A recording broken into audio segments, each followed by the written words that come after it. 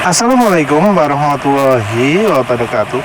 Jadi kali ini penulis ingin bahas soal perolehan penghargaan desain untuk Yamaha NMAX di level internasional. Jadi penulis cari informasinya ada yang namanya Red Dot Award, kalau nggak salah. Penulis mengacu ke yang internasional karena ya yang nasional penulis gak yakin lah ya. Kalau internasional kan jelas seluruh dunia. Sayangnya penulis coba cari kompetitornya siapa, nggak nemunya. Jadi penulis nggak menemukan adanya kompetitor di informasi-informasi yang beredar.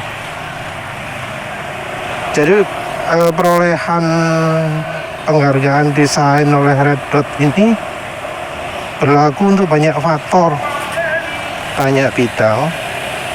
Jadi macam-macam loh. Ada ban, ada helm, ada oke lah.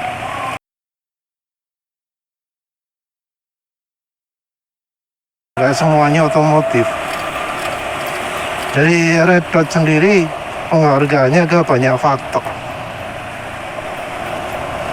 Yang mendapatkan penghargaan itu adalah yang NMAX 125 versi tertinggi.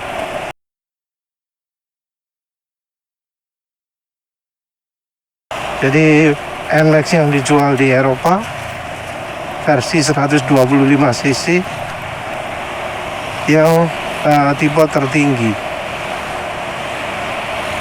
Penulis nggak tahu ya apa yang menyebabkan NMAX itu dipilih sebagai motor dengan desain terbaik ya.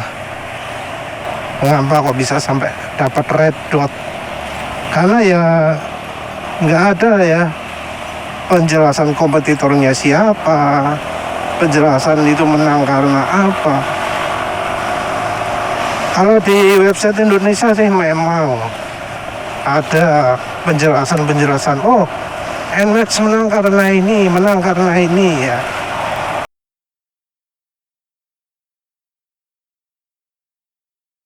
Tapi kan itu hanya klaim sepihak dari yang nulis artikel.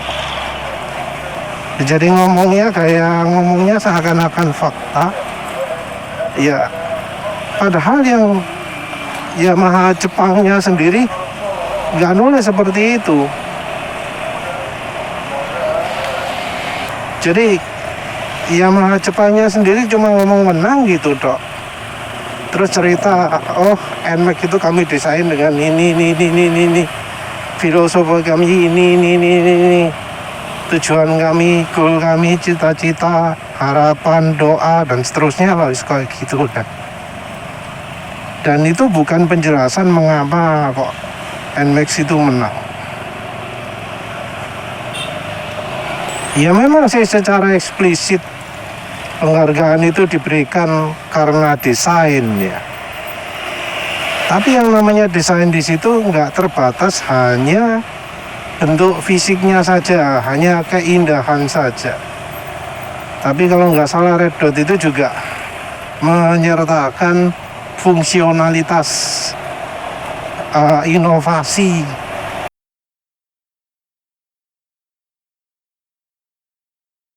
Jadi bukan fisik saja, tapi juga yang lain-lain juga, faktor lain.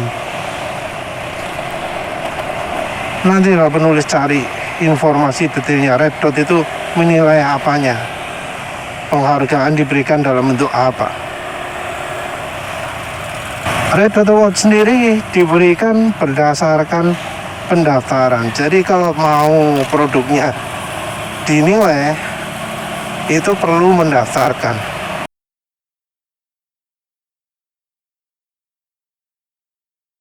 Pendaftaran ini gratis apa enggak? Tapi di situ harus didaftarkan. Ya ini perlu jadi catatan ya bahwa Red Dot itu berdasarkan sistem pendaftaran dan tidak membandingkan semua yang ada di pasar saat ini, karena ini nanti hasilnya bisa beda ya, antara membandingkan yang ada dengan didaftarkan. Kita nggak tahu apakah merek-merek lain juga akan mendaftarkan di Red Dot atau tidak, atau mungkin sebelumnya modelnya sudah pernah menang di Red Dot sebelumnya. Ya, kalau ngomong desain dari Red Dot, rasanya bukan cuma bentuk tampilan saja ya yang penting ya. Jadi dipilih menang bukan hanya wah tampilannya oke, wah ininya keren, lampunya keren gitu ya. Pastinya bukan cuma itu saja. Di satu sisi untuk bisa menang di lomba itu, di penghargaan itu harus ada pendaftaran. Tapi di sisi lain, Yamaha NMAX jadi satu-satunya motor yang dapat penghargaan di kelasnya. Jadi yang namanya motor 125 cc di Eropa itu kan banyak ya. Yang merek Eropa sendiri juga banyak, 125 cc. Misal Vespa, merek liane apa. Tapi ya Vespa nggak masuk di situ. Di kelas lain ada kelas motorcycle NC 750. Terus yang satunya lagi adalah Ducati V4 kalau nggak salah. Ya ini jadi luar biasa gitu ya. Karena kok ya motor satu-satunya di kelas moped. Artinya ya dari mungkin yang lain daftar juga itu bisa menang, dapat penghargaan. Tapi ya sekali lagi sayangnya nggak ada informasi. Nggak ada informasi itu menangnya karya apa. Karena yang namanya desain excellence itu ya bisa banyak faktor. Kalau penulis saya kepikiran ya mungkin itu karena IECVT-nya, dimana orang bisa memilih rasio mode sport dan mode normal. Padahal itu kelas 125 cc. Motor cc kecil dilengkapi dengan seperti itu.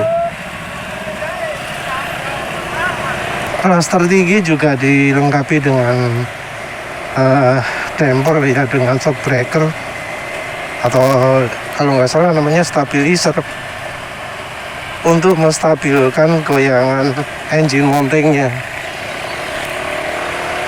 Jadi ya desain suspensi motor Jepang kan menggunakan engine mounting yang double, engsel yang double untuk bagian engine mountingnya. Engsel yang kedua ini dikasih stopper biar nggak bablas. Nah ini kan nggak ada ya dampernya, jadi kalau goncangan jalannya cukup banyak, ini bisa menyebabkan ketidakstabilan. Kalau belakang naik turun ya otomatis saat belok jadi kurang stabil. Adanya itu membuat motor lebih stabil dan ya rasanya katanya lebih enak. Padahal ya sebenarnya cukup dengan diganjel saja, tapi karena ngeyel jadi harus dikasih shock breaker stabilizer. Ya sudahlah, kita akui saja bahwa NMAX itu mendapatkan penghargaan Red Dot secara jujur dan beneran lah. Nah, tapi apa signifikansi, apa pentingnya, apa efeknya? Kalau menurut penulis sih ya, kalau ya efeknya ya, karena orang beli itu tergantung selera. Jadi yang namanya fitur, yang namanya model, itu hubungannya dengan selera. Jadi walau fiturnya luar biasa, keren, sip, kalau orangnya nggak apresiasi, ya gak direken. Gak peduli tampilannya buruk, kalau orang banyak beli lah yo sama saja kan. Kalau menurut penulis sendiri sih yang namanya penghargaan kalau di Indonesia itu kok nilai nih. Yang ada nilainya itu adalah penerimaan masyarakat, harga jual kembali, terus kepercayaan terhadap brand. Ada yang sudah kepikiran mindsetnya Honda. Gak ada apa-apa noise. Walau motornya bobrok, cepet rusak, banyak cacat, sering masalah, sering mogok, sering masuk bengkel, gak direken. Yang penting Honda. Harga lebih mahal, perawatan mahal, gak direken. Yang penting Honda. Ya kadang orang juga menilai dari kabar angin ya. Motor ini isunya apa, dihindari. Nggak dilihat, nggak ditinggal sendiri. Ya kasarannya lihat contohnya Suzuki lah. Orang yang sudah tahu Suzuki ya tahu Suzuki itu motor tangguh. Tapi ya ternyata gak laris. Jadinya ya sekarang Suzuki pun mulai ikut-ikut untuk bikin motor yang ringkih. Karena dipikir konsumen itu gak ngereken, gak peduli dengan yang namanya keawetan, gak peduli dengan ketangguhan. Apalagi sekarang dari banyak influencer ngomong bahwa oh yang namanya motor itu ringkih, tiap berapa tahun sekali, tiap berapa puluh ribu kilometer sekali, itu memang sudah wajar ganti part. Jadi budayanya sudah menuju ke situ. Orang sudah merasa bahwa motor gampang rusak, gampang bermasalah. Itu jadi sesuatu yang normal, yang harus diterima konsumen ketika konsumen beli barang yang harganya puluhan juta. Seandainya yang menerima penghargaan itu Honda PCX, ya penulis juga tetaplah berpendapat nggak relevan. Karena ya yang penulis lihat bukan dari penghargaan itu, tapi ya bagaimana motor itu memenuhi kebutuhan penulis. Ya namanya kebutuhan kan bisa macam-macam. Kebutuhan tampilan, kebutuhan gaya, kebutuhan harga jual kembali. Gak apa-apa motornya rusak, yang penting harga jual kembalinya mahal. Ya walau sekarang ada beberapa tipe Honda yang kalau dijual kembali harganya jatuh. Jadi ya penghargaan atau tidak, ya sekedar tahu aja lah. Masih gak dapat penghargaan ya apa-apa. Ya wis lah, itu saja. Terima kasih sudah menonton. Assalamualaikum warahmatullahi wabarakatuh.